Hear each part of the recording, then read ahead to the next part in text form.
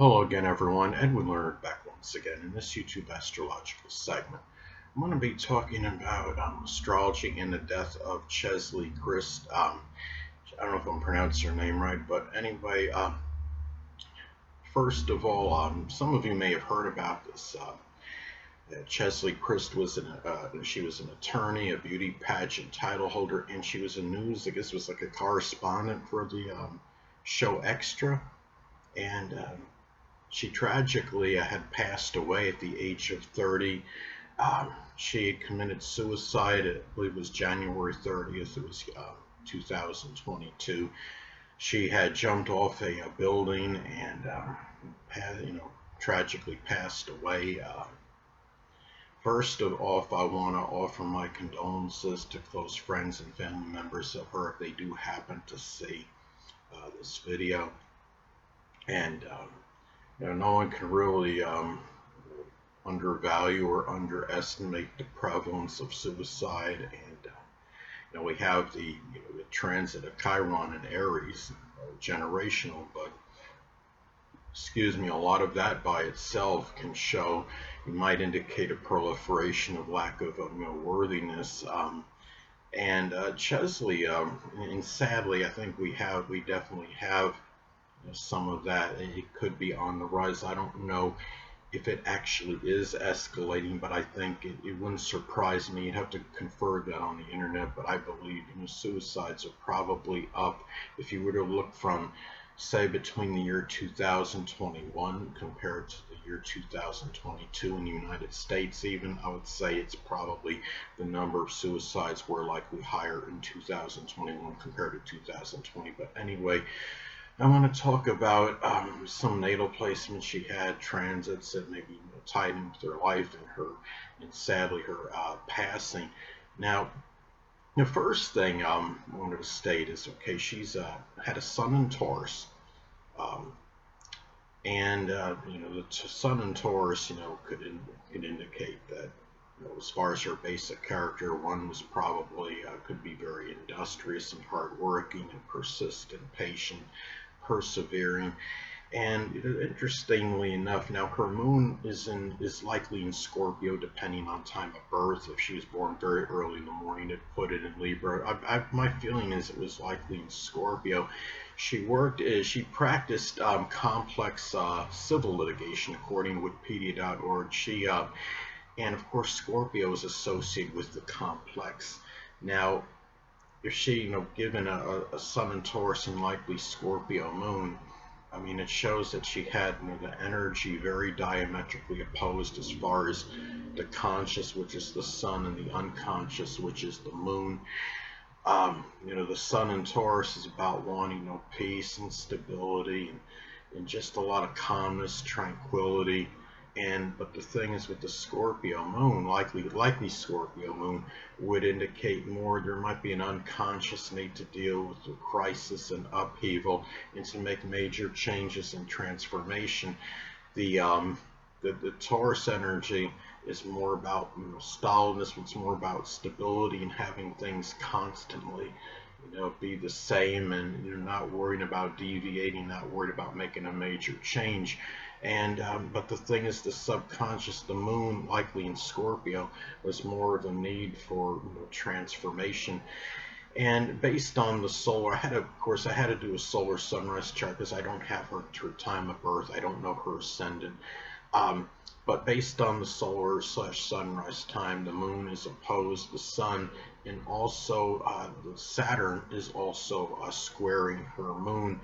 And it wouldn't surprise me if the parents had either, they may have been divorced or separated at some point, or there was or the situation might not have always been great with them. It might have been some difficulty in their relationship. And looking at, talking about some things, in her chart, and when you have, in the sun, likely opposition to the moon, depending on birth time, is likely, can indicate that relationships with others can sometimes be, could be turbulent, maybe stormy at times. And the fact that the thing about looking at her chart, just in general, she has, um, to me, I mean, her. I'm just trying to see.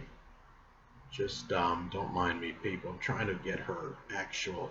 I'm trying to look at the chart wheel a little bit better here now. Now the thing is, some placements in her chart might be tied in. First, I want to talk about she did have, at the time of her passing, she had transit Uranus was not far from her natal sun, and the thing about it is there's speculation that she may have committed the suicide due to despondency and depression. The sun in Taurus is about can be manifest in the focus on self-worth and self-esteem.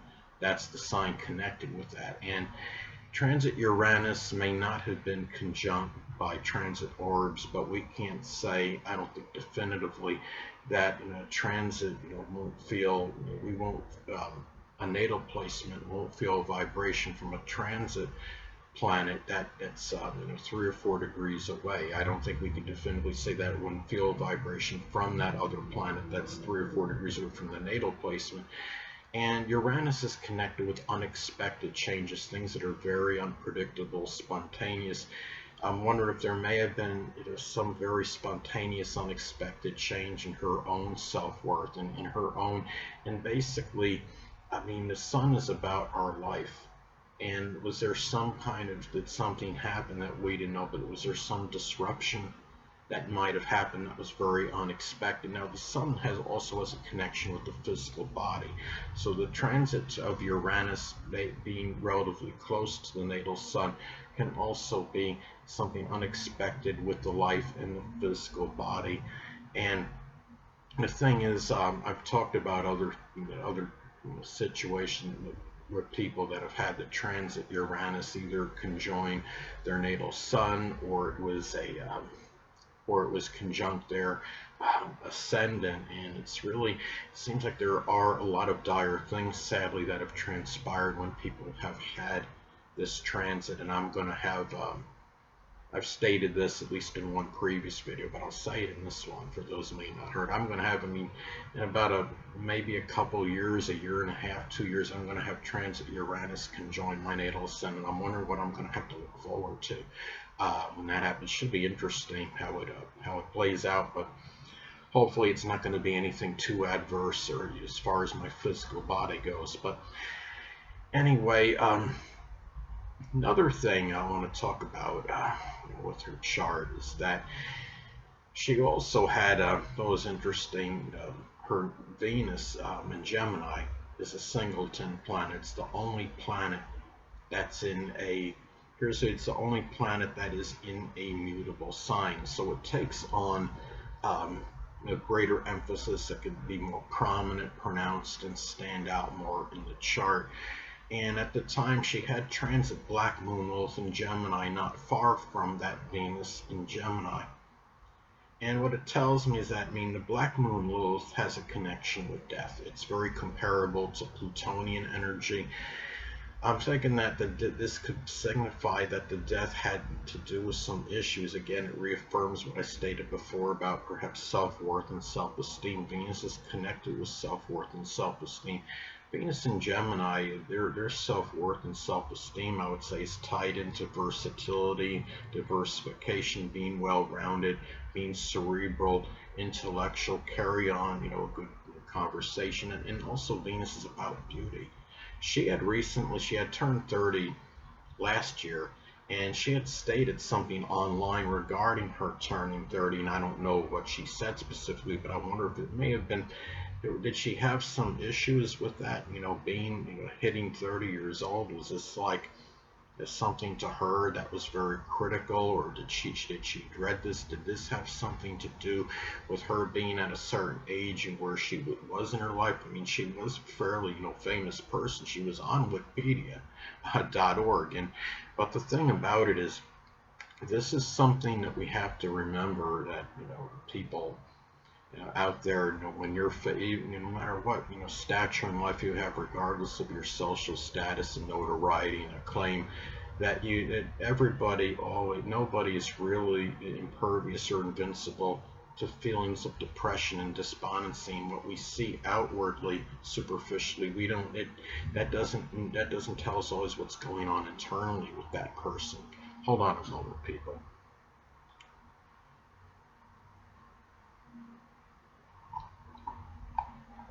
Sorry about that, I'm back. But anyway, now another thing, in her chart is that I want to talk about.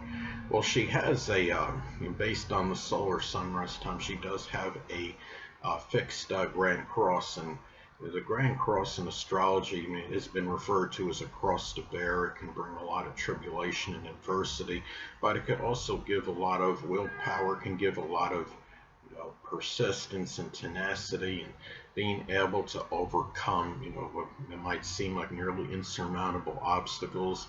Um, it can give a lot of willpower, indomitable will and spirit. And the thing is, she had, of course, the Sun in Taurus is involved, Saturn in Aquarius, Moon in Scorpio, likely in Scorpio depending on birth time, and also Jupiter in Leo. Um, is she in the Jupiter in Leo is right there, is could be very fortuitous, for as far as entertainment and being in the spotlight, getting exposure, notoriety, recognition. She was in at least she was in more than one beauty pageant. She was in the entertainment field. Sun in Taurus is about, could be a focus on industry, persistence, hard work, um, being able to persevere. And the Moon in Scorpio is really, is a lot of, can have a very, Moon in Scorpio can have a very strong will.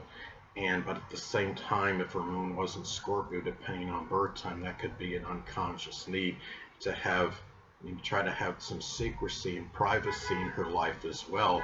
And Jupiter in Leo might expand extroverted qualities, but then she's got the moon in Scorpio. It's about, likely Moon in Scorpio, which would be more of a subconscious need to have, secrecy, privacy, being mysterious. And then the Saturn in Aquarius could be reflective, I would say, of that career in television, and in working hard, and also maybe having to deal with maybe certain restrictions with friendships, which could be as a result to some degree of her being in that spotlight. And because again, it's opposing that Jupiter in Leo. And the thing about this too. So another thing I wanted to touch up on in her chart was some things related to her passing. Sadly, based on the solar sunrise time, the ruler of the 8th house, Jupiter, which is the house connected with death, falls in her 4th house of the home, and she did jump off a building. I believe it was where she was staying at the time, where she was residing, but you may have to confer that on the internet.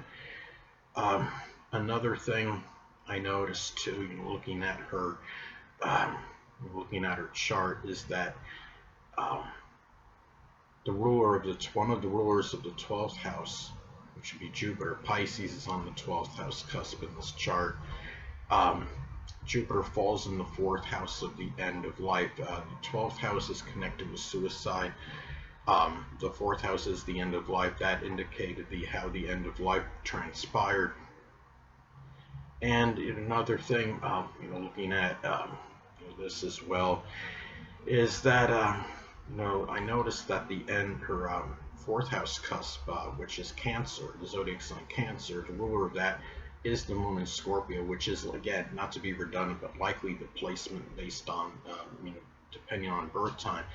And that could indicate that at the time, the conditions at that latter part of life, where the emotions might have been very convoluted and turbulent, I would think at that time as well, and which is, I would say, is a strong possibility.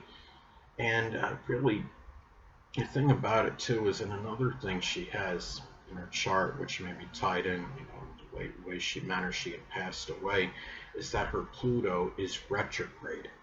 And that could indicate, the self inflicted killing in isolated cases, I would say. And the fact Pluto's in Scorpio might have been actually, the thinking might have been obsessive connected with this as well, sadly. And Pluto and Scorpio energy is very, I mean, it could be very obsessive, and Pluto is controlling as well. And it's also, Pluto being in the seventh house in the solar/sunrise chart tells me that her relationships might have been ones that had some crisis, had some upheaval in them. Her, um, looking at the chart as well, the thing I want to get at now, there's a very, what I saw looks, to me, is a significant, it's an aspect and configuration. See if I can get at this a little bit better. And what I want to talk about more in detail is that in her chart, I notice she has Mars in the zodiac sign Cancer in its fall. I have that placement as well. And it makes an opposition to her Neptune in Capricorn. And that aspect by itself could manifest in becoming, let's say, more agitated, exasperated, if one would have to surrender or give up. Neptune is about surrender. Mars is acrimonious, it's agitation, it's anger. And the thing about it is the fact that Neptune being in Capricorn, though it's generational, could be, regarding career ambitions. Surrendering career ambitions would be something, in attaining greater stature in life.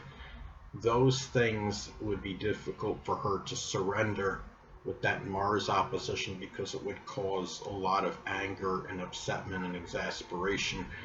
And you have that opposition to the Mars in Cancer, which could end the Mars in Cancer energy could be about energy and vitality and home, family, introverted activities. So you have that energy very diametrically opposed, and that could cause a lot of tension and exasperation. Now, the thing about, and again, it's that introverted activities, which is Mars in Cancer, opposes the inspiration and dreams, which is Neptune, related to success and career ambitions, which is Capricorn. Now, keep in mind, this is also it's part of a cardinal T-square configuration, and Mercury in Aries is at the focal point of this. Falls in her 12th house in the solar/sunrise chart, and that could indicate, the Mercury in Aries, the focal point, is that point of overemphasis, over-accentuation. And that could indicate a lot of abrupt, angry, impulsive statements. Being in the 12th house could be the self-undoing, but it could also be just a lot of really short, quick, abrupt, short journeys, trying to, light the candle on both ends. A lot of mobility, a lot of fast, spontaneous, could be short journeys, trying to satisfy the career, trying to make sure she's doing things in her home life, and it could cause, again, a lot of tension and exasperation.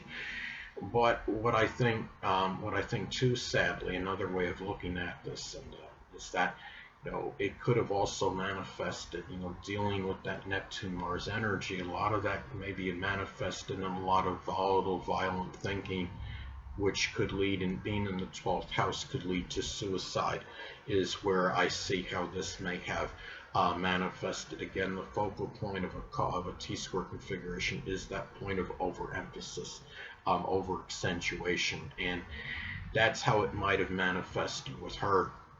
Now, another thing, she made an interesting statement which would resonate, if lack of a better word, resonate with the placement in her chart. She has Neptune in Capricorn natally.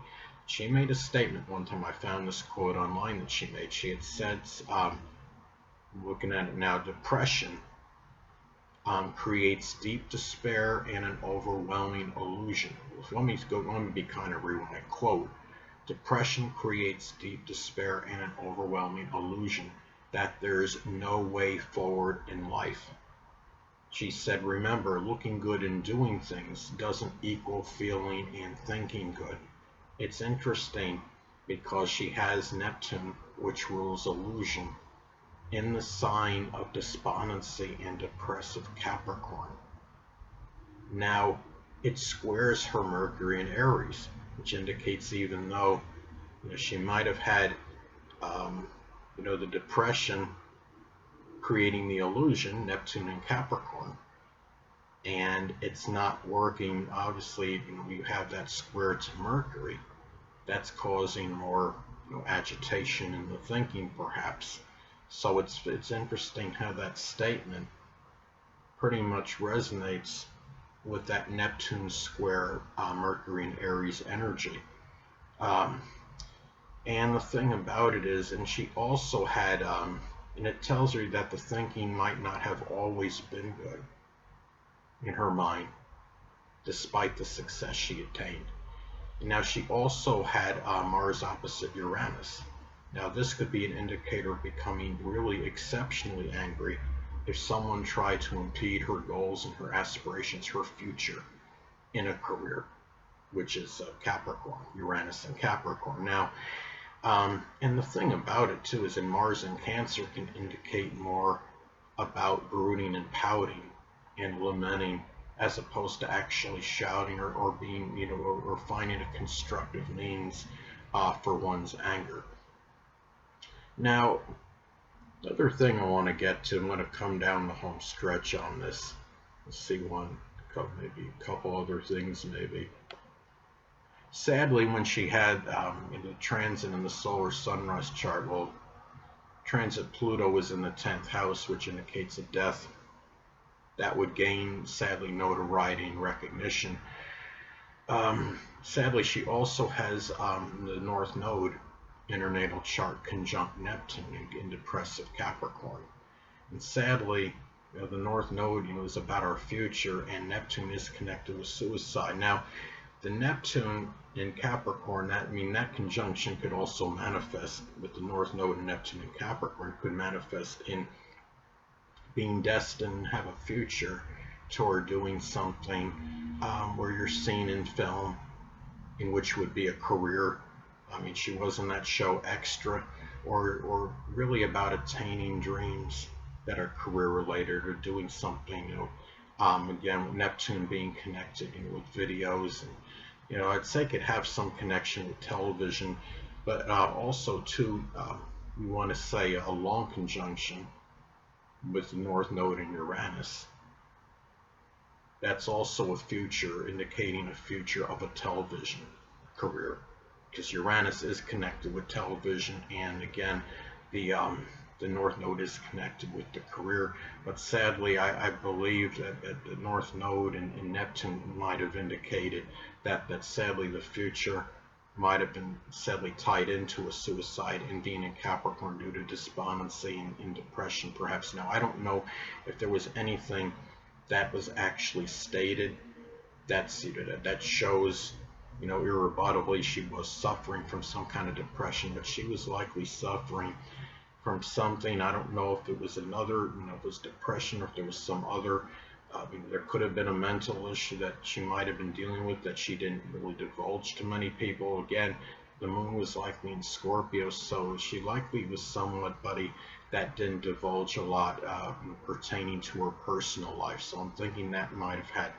it could have had something to do with that. She also has, in the solar sunrise chart, she does have Chiron in the zodiac sign Cancer, and it's it's not far from the 4th house cusp of the end of life. And it shows that the end of life could indicate where there would be more, in some cases, could be physical injuries and wounds and suffering, as far as that goes. And it's really not much more for me to say about this. It's just a very sad, tragic, event, and situation that transpired at a moment. And I want to, to be called reiterating what I said previously, is that earlier in the video, is that keep in mind, people, that that nobody, this situation, this moment, whatever you want to call it, her passing, this woman's suicide, shows us that Again, there's nobody invincible or impervious to suicide. She was likely, suffering from some kind of depression or despondency, feeling disconsolate, and no matter what level of success you attain, no matter how much acclaim you have or notoriety or recognition, that doesn't always mean that everything is good on the inside. We don't know internally what a lot of these people, these famous people, are actually going through. It's interesting. Somebody told me one day, a number of years ago, he said that he didn't think he wanted to be famous, and I guess I don't remember what he said exactly, but I think it had something to do with just general headache, figuratively speaking, of being famous, of not maybe perhaps having your private life inhibited somehow and restricted. Basically, I think is what he was saying, because of course, if you're famous, it's harder to have your life as private as you want it. It's harder to just do basic mundane things, go to the store, for example, without being noticed or recognized. People clamoring for autographs, or can you put me on? Is there a way you might be able to put me on TV, or just things of that nature? So I would understand how that could go. Why some people would not even want to be famous. So it's something just to really think about and understand, people. But anyway, people, that'll conclude this YouTube astrological segment. And until next time, Edwin Learnard saying stay well.